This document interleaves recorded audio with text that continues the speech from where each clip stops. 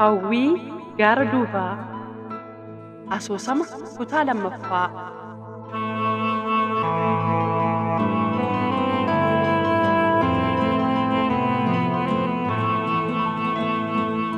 Barreessaa fi seenessaan Ayyala Ejeree.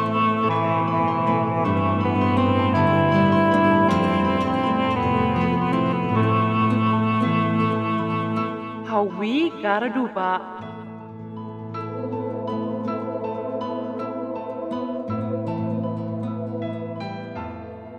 Ashamaa harka fuunee jaalatamtoota dhaggeeffattoota keenya torban darbe seenessa asoosama kitaaba Hawwii gaara duubaa jedhurraa kutaa tokkoffaa isinii dhiyeessinee turre.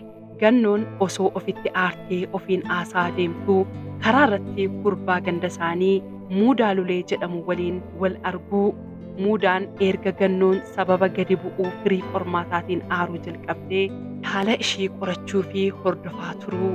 Gaafa ishiin magaalaadhaa gara warra ishiitti galtu eegee duukaa bu'ee karaa irratti dhaqqabee sossobee amansiisuu jalqabuu isaa baasii deemsa karaaf barbaachisu hunda ofii danda'ee gaafa hojii argatte akka deebiftuuf walii galanii akka iccitiidhaan ofirra qophooftu cimsee itti himee naannoo ganda isaaniitti yoo waliin nu argan gaarii miti jedhee konkolaataarraa buutee akka galtu gaggeessuu isin dhageessifnee turre. Kiyyoon Muudaan diriirsaa jiru kun ni milkaa'aafii laata? Gannoonoo aabbee ishii gattee deemti moo akkam taati laata? Seenessa kutaa lammaffaa kanarraa hubannaa seenessichi kunootii itti dhiyaadhaa dhaggeeffadhaa.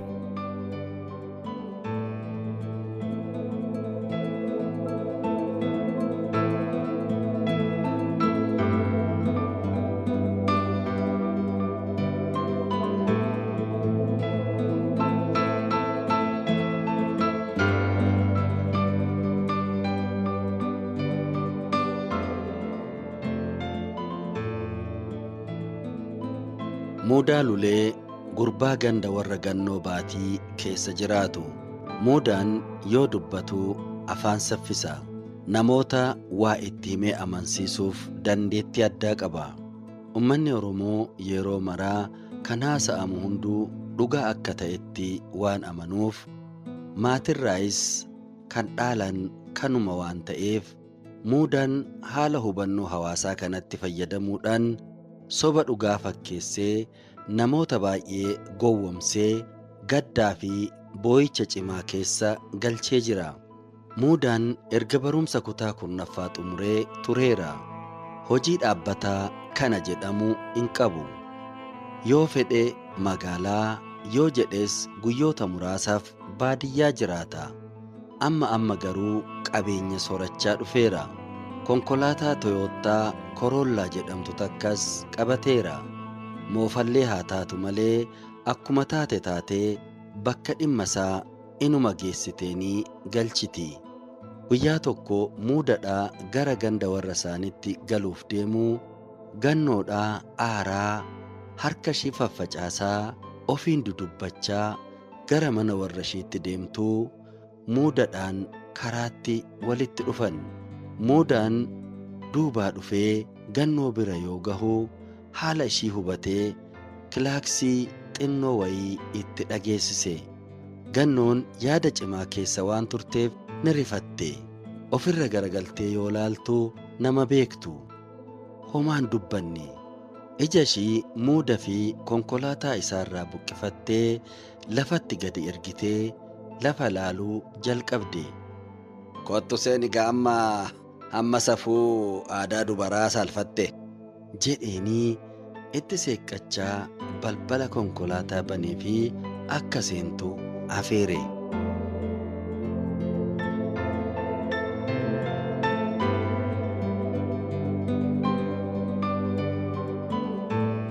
Gannoo Baatii nama beektu kan warri isaa ganda warra isaanii keessa jiran ta'uu waan beekteef shakkii tokko malee balbala konkolaataa banameefitti fayyadamtee konkolaataa keessa seentee gabbiinaa Muudaa Lulee bira teesse. Maarshii konkolaataa malee hoomtuu isaan jidduu hin turre. Nagaa wal gaafatan. Muudaa Lulee miira gammachuutu irraa mul'ata. Ijaanis asiif achi kikkiliphisa. Inni erga haala qormaata ishii hordofuu jalqabee bubbuleera. Yeroo mijataa eeggachaa ture. Maal taatete kophaa kee harka faffacaasaa ofiin haasa'aa deemtaa? Maali biyyi nagaa miti? Firiin qormaataa kee hoo akkami? jedhee gaafateeni. Muudaa lulee yoo dubbatu afaan haasaffisu malee dandeettii addaa dubbatee nama amansiisuu qaba. Lakkii biyyi naguma homtuu rakkoon hin jiru jetteen gannuun ija ishii of fuulduratti ergitee fageessitee ilaalaa. Maaliree maaliif akkanatti akka nama aaree harka facaasaa mataa raasaa kophaa kee ofiin haasa'aa deemta? jedheen muudaa lulee. Gannoon yeroo kana fageessitee of dura ilaaltee edaa hammana hunda narraa mul'atee namni alaatuu haala keessa kiyyaa hubate jettee of taajjabde. Kanaaf haasaa muudaan itti haasa'ee hunda isaa hin qalbifne turte. Deebis daftee hin kennineef. Na faana jirta moo ammas yaada keetitti deebitee? jedheen. Suma faanan jira. Jirta'ee reefuu deebite kaa? jedhee kolfa sobaa itti kolfe ija ishii keessa ilaalaa. Gannoon ni aarte. Waan jettuu wallaaltee ija ishiitiin asiif achi kikkiliphifte. Akka nama waa barbaadduu bitaan mirga mimil'atte.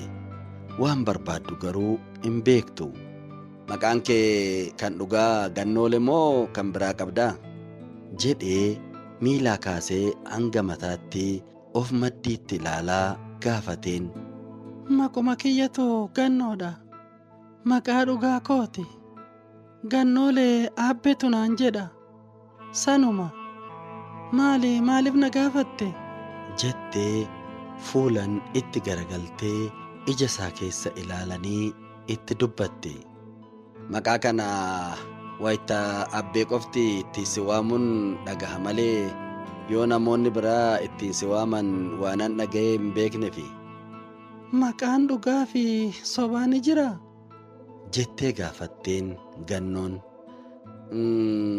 Heeyyeen maqaan manaa fi kan mana barnootaa ni jiraata. Kanaaf shakkee si gaafadhe jedheen muudaa lulee itti seeqqachaa. Mee amma gara dubbii keenyaa haa deebinu. Maaltu si aarsee? Qabxii qormaatatu si jalaa gadi bu'e moo waatu si jalaa badee? Garuu akkanuma miira akkanaa keessa hin seentu jedheetani jedheenii itti garagalee ija keessa ilaalaa itti seeqqachaa gaafii sobaa gaafateen. Ishuma sobuufi malee inni haala ishii waan hundaa qoratee qulqulleeffatee harkaa qaba. Kanumaafuu hordofee faana dhufe. Gannoo miirri wayii qaama ishii weerare. Namni hammana keessa koo hubateera jechuudha. Aariin kiyyas sirriitti narraa beeksiseera edha jettee ofuma keessatti yaadde. Lakki naguma xinnoo qabxiin kiyya akkan eege waan naaf ta'uu dideef natti dhaga'ame jettee suuta sagalee gadi qabdee deebifteef. Yaa gowwiyyoo, kanaaf of dhiphiftaa? Barnoota malee hojjetanii argachuun hin danda'amu kan siin jedhe eenyu? Hojii yeroo muraasa keessatti birrii furdaa siif argamsiisu barbaaddaa? jedhee itti garagalee fuula keessa ilaalaa gaafateen. Ammas miirri isaa deebii atattamaa barbaada. Eeyyeen ergan barumsa koo xumuree maaliif warra kootti ba'aa ta'a? Bakka hojiin argametti deemee hojjechuun qaba. Warri kootis qabxii koo akkanatti hin eegne. Isaanis yeroo hunda of biratti na laalaa aarurra bakka fedhe taanan deemee hojjedhee jiraachuuf murteesseera jetteen Gannoon kophee ishiitiin konkolaataa keessa jirtu tuttumataa. Kanaaf xinnoollee hin yaadda'in. Ati fedhii akkasii qabaannaan boruuf iftaan itti galuu dandeessa. Atumti kutannoo qabaadhu malee jedheen afaan mimmi'eeffataa. Tole, ani kutannoon qaba. hojiin qofti haa argamu malee eessayyuu deemee hojjechuuf hin sodaadhu. Durattis kan harka facaasaa deemtanaan jettu kanumaan of keessatti haasa'aa deemaa ture. Maatii kiyya kan baradhee bakka guddaa akkan gahuuf naaf hawwaa turan biratti deebi'ee isaan aarsurra bakka fedhellee ta'u deemee hojjechuuf qophoodha. jettee miira kutannoon keessaa hubatamuun deebifteef. Biyya alaa deemtee hojjechuu dandeessaa? jedhee ija shakkiitiin ilaalaa gaafateen muudaa lulee haala miira ishii hubachuuf jedhee. Bakka fedhe haa ta'u siin jedhee bar. jetteen sagalee ol kaaftee mirkaneessuuf jecha. Warri kee hoo hayyamoo ta'uu? jedheen muudaan. Maaliif hin hayyamne? Ani hojii haa argadhu malee isaan hin didan. Xinnoo aabbeen of biraa na dhabuun barbaadu. Anis isa biraa fagaadhee waan jiraadhu natti hin fakkaatu malee. jettee osoo ishiin afaanii hin fixatin. Egaa akkas ta'e akkamitti biyya alaa deemtee hojjechuu dandeessa ree? jedheen sagalee shakkii qabuun. Lakki isas nan amansiisa. Anumti hojii argadhee kolfaa fi quba namootaa jalaa haa goru malee nan hojjedha. Dirqama kiyya. jettee jecha xumuraa gadi qabdee dubbattee mirkaneessiteef. Hojiin ani ammaaf yeroo gabaabaa kanatti si arguu danda'u biyya alaatti. jedhee miira ishii hubachuuf suuta jedhee ija keessa ilaale. Xinnoo miirri ishii rifaatuu uummatee yoo walitti butamtu arge. Sii ta'aa ree? Aabbee kee obsitee deemuu dandeessaa? jedheen ammas miira ishii to'achuuf jecha ija keessa ilaalaa. Eeyyen nan deema. Deemeen hojjedha. Asitti odeessituun hundi quba natti qabaa natti kolfuurra biyyaa ba'ee hojjechuun filadha. jetteen hidhii ciniinnattee kutachuu ishii mirkaneessuuf. Egaa of qopheessi. Hojiin isaa kan waggaa muraasa keessatti haadha qabeenyaa cimtuu si taasisu waan ta'eef daftee deemuu qabda. Ani boruuf iftaan waan barbaachisu siifan xumursiisa. Yoo qabaatte maallaqa xinnoo ishii naa barbaadi. Yoo dhabdes rakkoon qabu akkuma taanetti si erginee hojjettee nuu kafalta. jedheen kolfa sobaa itti kolfaa muudaa lulee. Dhaadhessaan haala kanaan yeroo eeggatee dhiiga ijoollee shamarranii xuuxuu mi'eeffate. Yeroo waa'ee maallaqaa kaasuu xinnoo rifatte. Ishiin maallaqa wayituun qabdu. Aabbeen ishii biyya alaa deemi jedhee ittiin kennu. Deemsuma kanaa yoo dhagahe akka loleenii hambisuun ni beekti. Kanaaf Ani maallaqa wayituun qabu. Argachuus hin danda'u. Yoo kan ergan hojii argadhe hojjedhee isinii kafaluu danda'u ta'e ni ta'a. Kanaaf waadaan isinii gala. jetteen. Rakkoon qabu. Ani boruuf iftaanitti siifan xumura.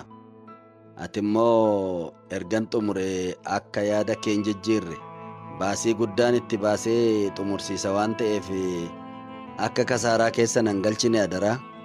Waan hundaafuu iccitiin qabadhuuti keessa of qopheessi.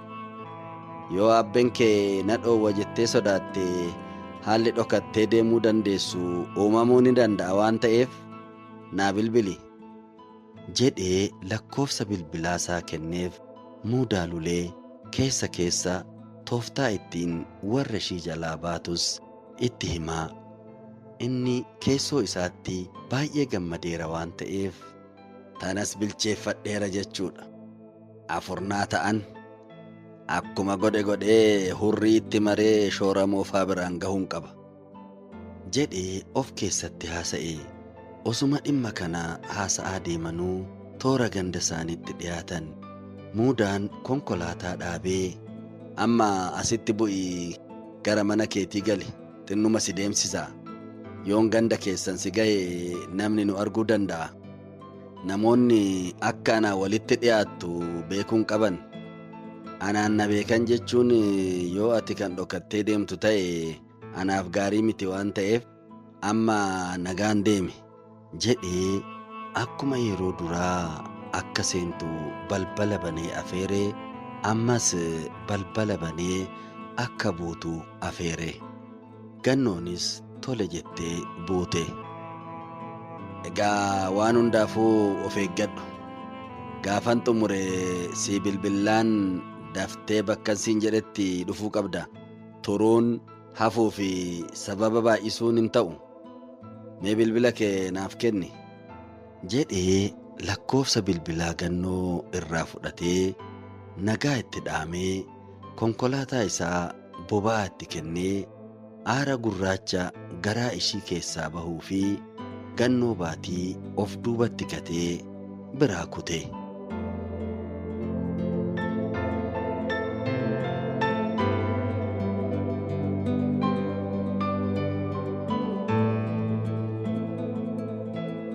Gannoon erga muudaan biraa deemellee bakka dhaabbattee dafteen sochoone. Bakkuma san dhaabbatteet muuda fi konkolaataa isaa hanga irraa fagaatanitti ijumaan gaggeessite. Miirri addaa tokko itti dhagahame. Kanaan dura warra ishii biraa fagaattee deemteen beektu. Yaadonni adda addaa sammuu ishii keessatti wal dhabuu jalqaban. Waa'een aabbee ishii gaara guddaa qaari'uun hin danda'amne ta'ee itti mul'ate. Aabbeen ani biraa deemee naman ta'u na jalaa waa ta'innaa laata. Yoon nan deema jedhee itti hime immoo akka inni nan gadhiifne tolcheen beeka. Osoo inni akkanatti na waliin ifaajuus gatee deemuun kiyyas anaafis boqonnaa sammuu naaf hin kennu. Maaluma naa wayyaa laata jettee of gaafatte. Deebiin hin jiru.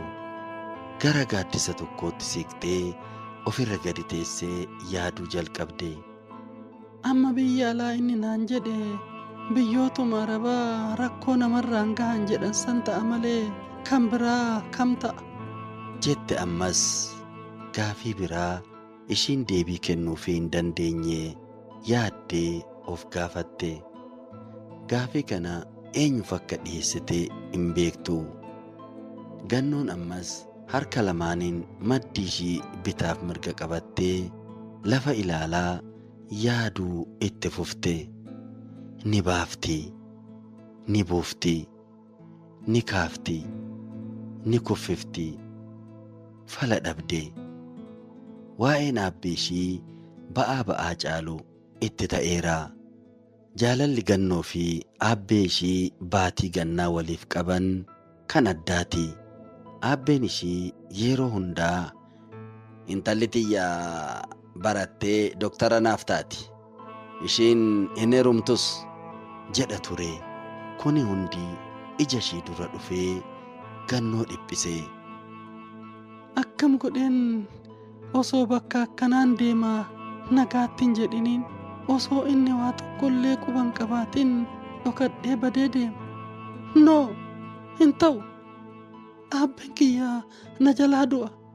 No hin ta'u jettee harka facaasaa osoo ofumaa ofiin haasoftuu sagaleen maal intala tiyya maal taate kan yeroo kanaan kophaa kee as teessee ofiin haasoftuuf jedhu kan dubartii buulettii ganda isaanii takka duuban itti dhagahamee galaana yaadaa kophaa daakaa turte keessaa dammaqsee baase. Haadha Soolee akkam nagaa maal jettan jettee waan qabduu fi gadhiiftu wallaaltee ijaanis yaadanis qaamanis asiif achi utaaltee Gannoon tasgabbaa'uu hin dandeenye. Wanni ishiin dubbattu tokkollee qabataman qabu. Maal taate intala tiyya? Maal asii goota? Warraa wal dhabde moo? jedhan haati Soolee itti deemanii harkaan ceekuu ishii bat godhanii qabanii ofitti harkisaa. Gannoon deebii wayituu kennuufii hin dandeenye. Si dhukkube moo warraan wal dhabde? jedhanii gaafatan ammas irra deebi'anii.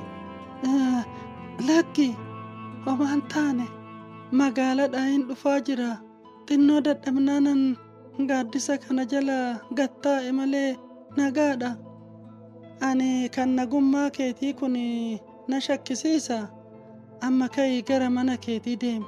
Waanan muddamuufi malee sila manaan si gaheen rakkoo keellee hubadha jedhaniin haati Soolee. Lakki ani homaa rakkoo wayituu hin qabu. Dhugaa dadhabeetuman ofirraa gattaa'e malee jetteen Gannoon jechootaan bakka 9 tuttuqaa. Haati Soolee nama guddaa, nama araarsuu fi rakkoo adda addaa hiikuudhaan ganda warra Gannoo keessatti beekamanii.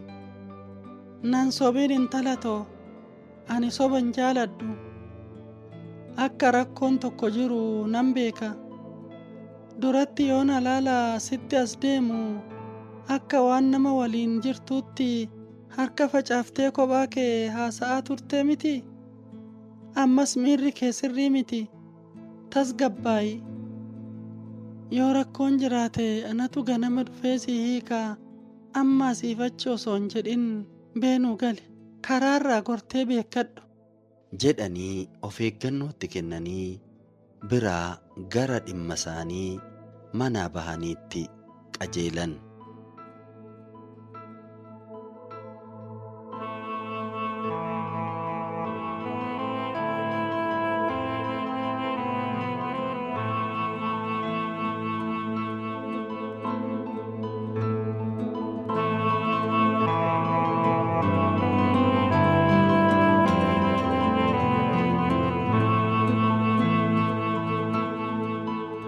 Muudaa Lulee yeroo Gannoo baatii aarirra jirtu eegee duukaa bu'ee akka ishiin gara biyya alaa deemtee hojjettee yeroo gabaabaatti maallaqa baay'ee argachuu dandeessu haala adda addaatiin sobee amansiisee manaa baasuuf qophaa'ee jala bu'ee hojjechaa jiraachuu. Gannoonis waan firiin qormaataa akka ishiin eede hin ta'iniif miira aarii keessa jirti.